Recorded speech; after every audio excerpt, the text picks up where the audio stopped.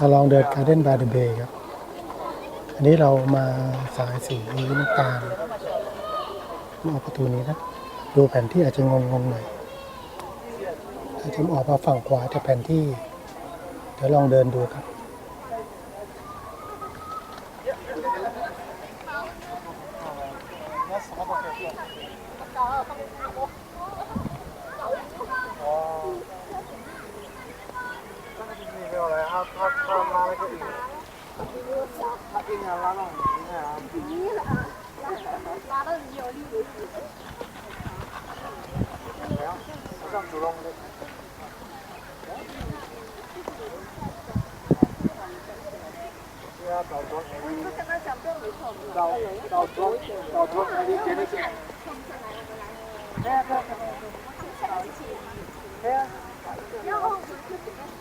哦，下星期我们来这边。叫你负责买工作吗？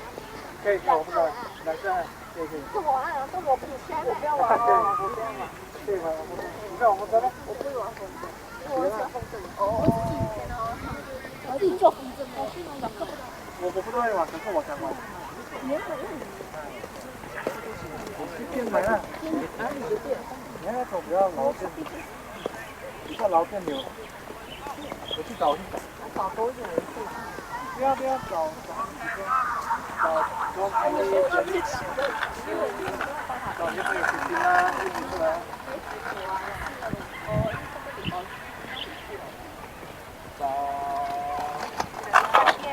El otro pie echado para atrás, ya bien. Mira el otro pie encima. 都回来了。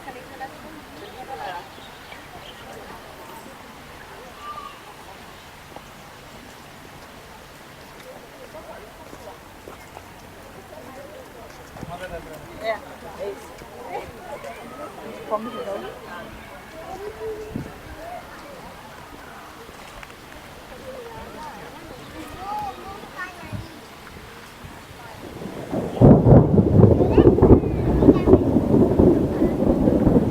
นมาแต่ไกล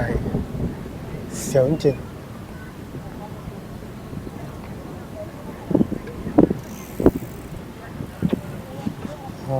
จะให้เด็กแก๊งด้วยกัน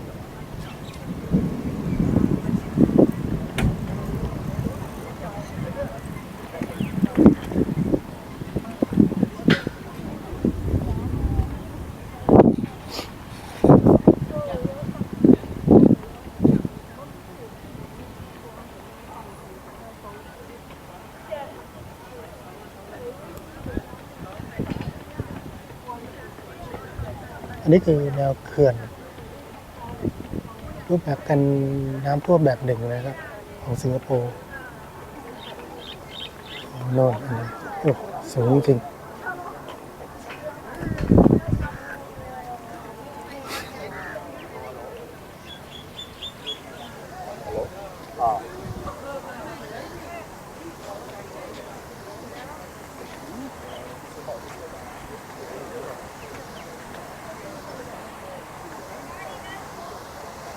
เดี๋ยวไปมาริน่าบารัสกันคืออะไร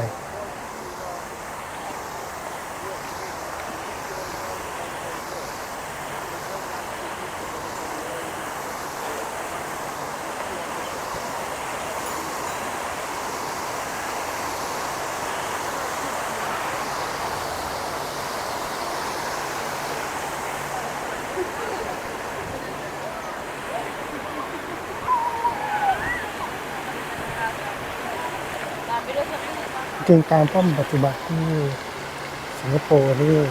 ภายในสิ้นศตวรรษนี้เนี่ยก็จะท่วมหมดถ้าไม่ป้องกันแน่นอนพอๆกับกรุงเทพเรากรุงเทพนี่ก็อีกคืนในศตวรรษหน้าก็น่าจะหายไป100%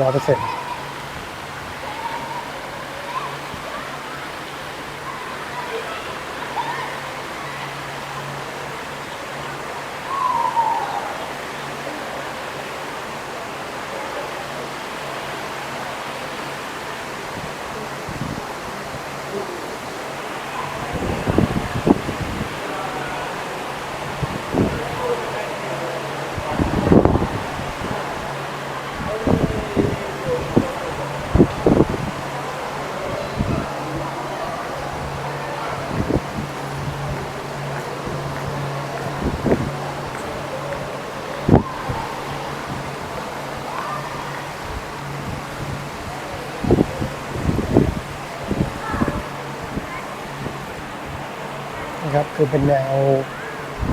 ป้องกันน้ำท่วม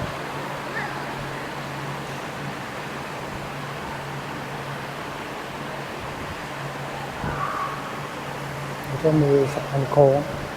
ดูไปกันช่วงเย็นค่อยช่วงไหนครับ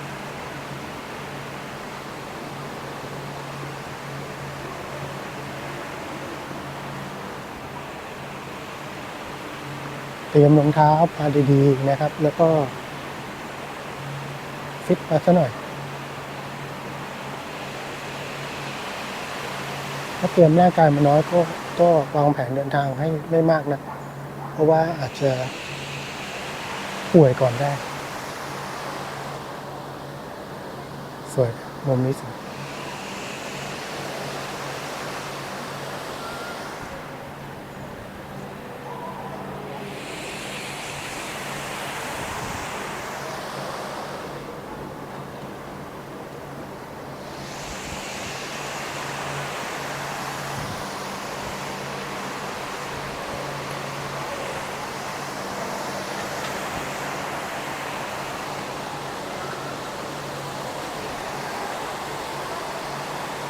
ดูน้ำพุไปก่อนนะเดี๋ยวขอเก็บภาพ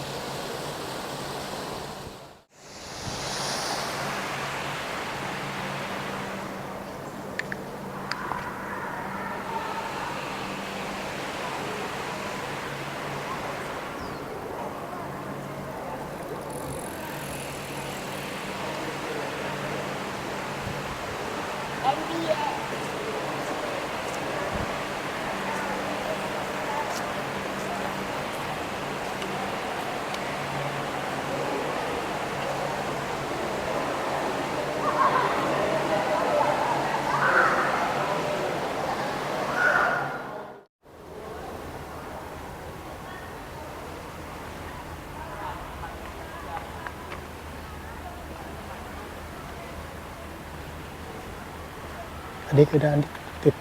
ริมทะเล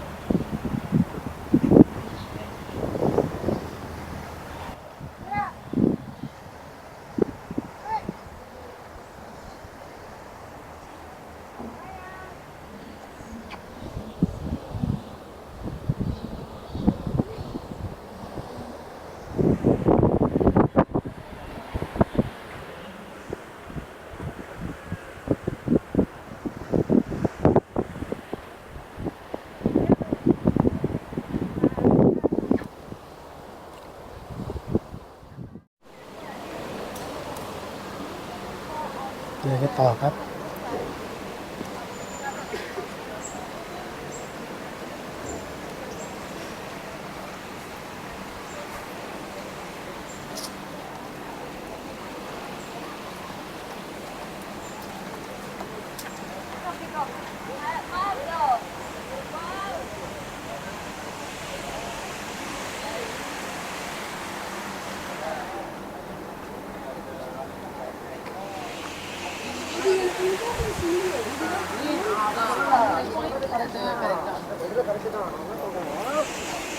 நார்மலாக கம்பேர் பண்ணுங்க